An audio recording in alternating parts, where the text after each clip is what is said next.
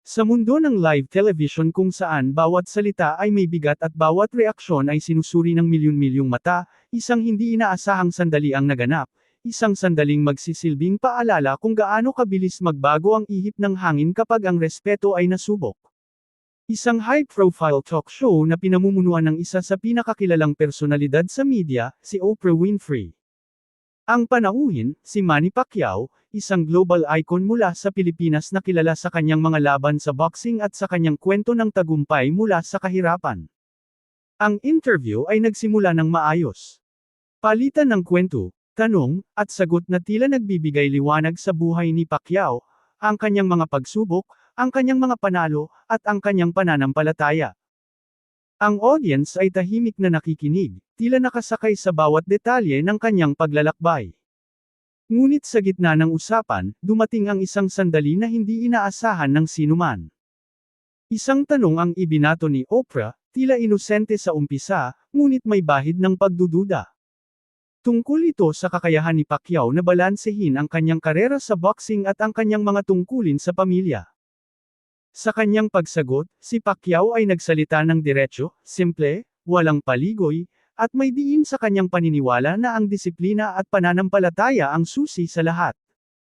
Ngunit bago pa niya matapos ang kanyang punto, isang maikling tawa ang bumasag sa kanyang sinasabi. Si Oprah Winfrey ang tumawa. Hindi ito malakas, ngunit sapat upang marinig ng lahat. Isang tawang tila may halong pagdududa, o marahil ay hindi sinasadyang reaksyon, ngunit sa konteksto ng live TV, ito ay agad nagkaroon ng bigat. Ang audience ay napatingin. Ang studio ay biglang naging tahimik. Si Pacquiao ay sandaling natigil. Ngunit sa halip na magpakita ng pagkairita o kahihiyan, pinili niyang magpatuloy, ngunit may kakaibang pagbabago sa kanyang tono. Mas kalmado, mas matatag. At doon niya sinabi ang isang linyang hindi inaasahan ng lahat. Ma'am, hindi po kailangang maintindihan ng lahat ang pinagdadaanan ko, pero sana po, igalang natin ito. Ang simpleng pahayag ni Manny Pacquiao, ay tila tumagos sa buong studio. Walang sigaw, walang galit.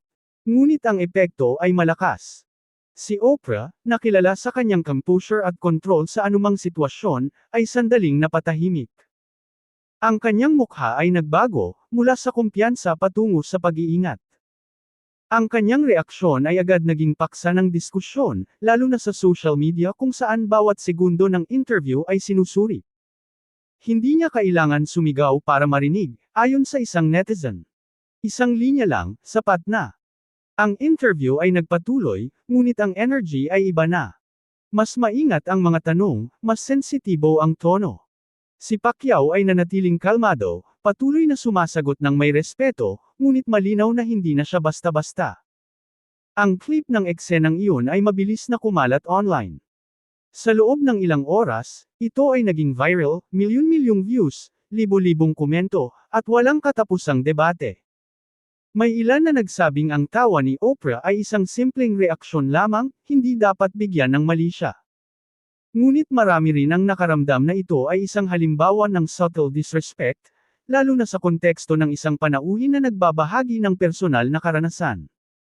Ang mas nakatawag pansin ay ang paraan ng pag-handle ni Pacquiao sa sitwasyon. Sa halip na gawing confrontation, ginawa niya itong pagkakataon upang ipahayag ang kanyang paninindigan, ng may dignidad at kontrol. Ayon sa mga eksperto sa media communication, ang ganitong klaseng reaksyon ay bihira ngunit napaka-epektibo. Ito ang tinatawag na quiet authority, ani ng isang analyst. Hindi mo kailangang maging maingay para maging malakas ang mensahe mo. Samantala, si Oprah ay naglabas ng maikling pahayag matapos ang episode. Hindi man direkta, tila inamin niyang may bahagi ng interview na maaaring hindi naging sensitibo.